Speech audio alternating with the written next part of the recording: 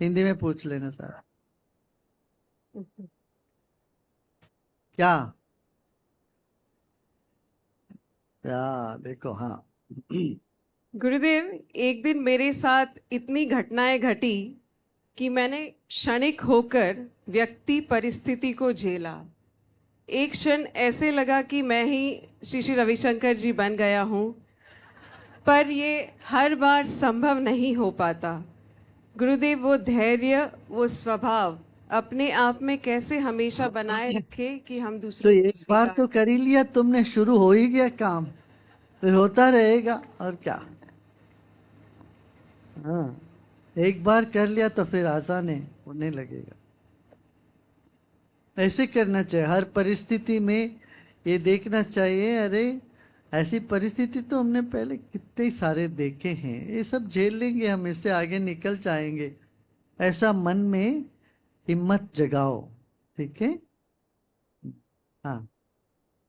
गुरुदेव, मैं 2 दिन यात्रा करके 3 दिन सो जाता हूँ और थोड़ा काम करने के बाद थक जाता हूँ। आप इतनी यात्राएं और काम कैसे करते हैं और इतने सारे लोगों से कैसे मिलते हैं और उनका उत्साह बढ़ाते हैं? हाँ, ये आश्चर्य करने वाली बात है, मैं भी आश्चर्य करता हूँ। गुरुदेव, सबसे कठिन समय में जब गुरु से बात नहीं हो पाती तब बहुत ही भार लगता है।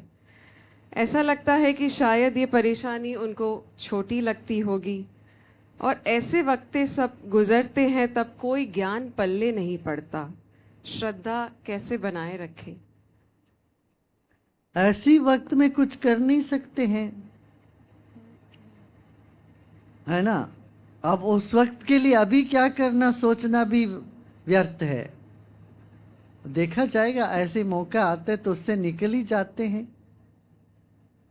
इतना ही तो है। तब जो भी हम ऊपर से सोचते हैं, बात करेंगे, ये करेंगे, वो करेंगे, अंतर मन कहता है नहीं, हमारी बात सुनाई जाएगी, और हम हमारी जो है ना, हमारे साथ है गुरुदेव, ऐसे अंतर मन आपका कहता होगा, उस बात को सुनो। हम्म। गुरुदेव, मेरे कैंपस में इतने दोस्त होने के बावजूद मुझे कभी कभी बहुत अकेलापन लगता है। ऐसे समय में मैं क्या करूं? ध्यान करना चाहिए। ऐसे समय ध्यान करो, हमारा नॉलेज सुनो, एकदम खिल जाओगे। गुरुदेव, मैंने अपना पथ चुना। मैंने वही किया जिसमें मुझे खुशी मिलती है, लेकिन मेरी माँ हमेशा मुझे गिल्ट, मैंने घर के लिए और उनकी खुशियों के लिए कुछ नहीं किया। How do I come out of this guilt? इस गिल्ट से मैं कैसे बाहर आऊं? सेवा करो, मम्मी की सेवा करो, पुरानी बातें छोड़ दो। आपने जो चाहे वो आपने कर लिया, अभी उनको क्या चाहिए वो देखते जाओ, कुछ करते जाओ, और वो जो बोलते उसको अनसुना कर दो। वो पुरानी बात बोलते तो चलो बोलने दो, उनका स्वभाव है, बोलने रहे। मगर तुम्हें क्या करना है वो तुम्हें करते जाना। उनके लिए कोई सुविधा तुम कर सकते हो तो करो, दो चार अच्छी बात उनके लिए बोलो तो बोलो। और जब भी बैठते हैं, पुरानी बातों को लेके विश्लेषण करना, ऐसा वैसा वैसा, ये सब फिजूल है, ये सब व्यर्थ है। कोई एक्सप्लेनेशन देना फिर पुरानी गलती की मूर्खता है ना। डिफेंसिव हो जाना उससे बड़ा मूर्खता है। ये सब ज्ञानी लोग नहीं करते हैं। तुम ज्ञानी समझो अपने आप। क्या कोई तुमको कहे तुमने भूल करी, नहीं जी मैंने भूल नहीं की, ये क्या वो क्या वो क्या, इतना ज्यादा एक्सप्लेनेशन देने में कोई फायदा नहीं है। जो हो चुका, आगे बढ़ते जाना चाहिए। हाँ, वर्तमान में जीवो, और सब जगह सबका उत्साह बढ़ाते जाओ। ठीक है।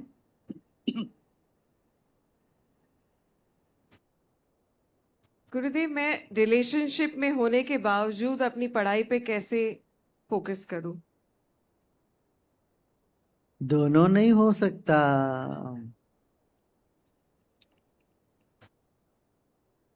कोई एक चीज को तुम्हें पोस्टपोन करना पड़ेगा।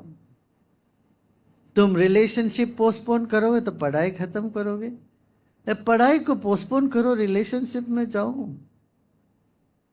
और क्या। अब देखो कितने यहाँ गांव में देखो कितने महिलाएं हैं, थोड़ी ना पढ़ी है वो जल्दी रिलेशनशिप में आ गई, फिर बच्चे बच्चे होने लगे, घर संभालते लगे। ऐसे तुम्हें करना, उसके कंटिन्यू करो, उसमें क्या है। पढ़ के ही करना थोड़ी ना है।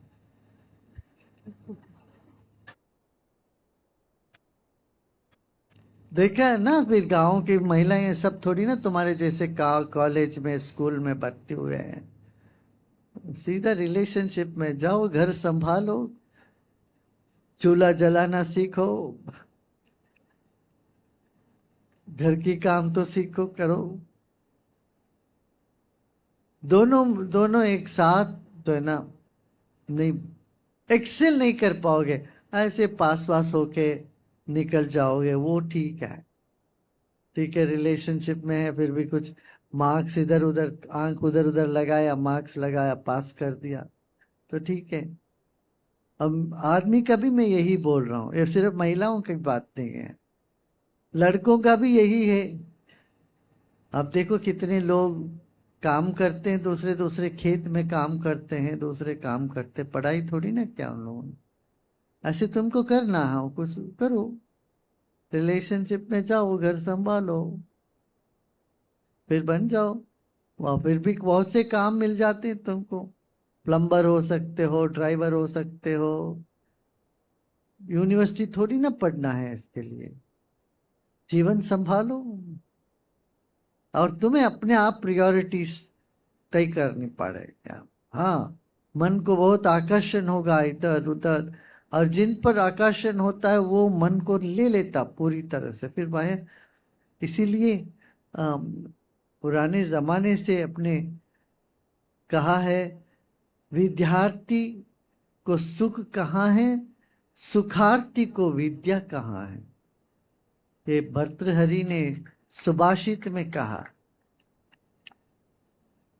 ओके।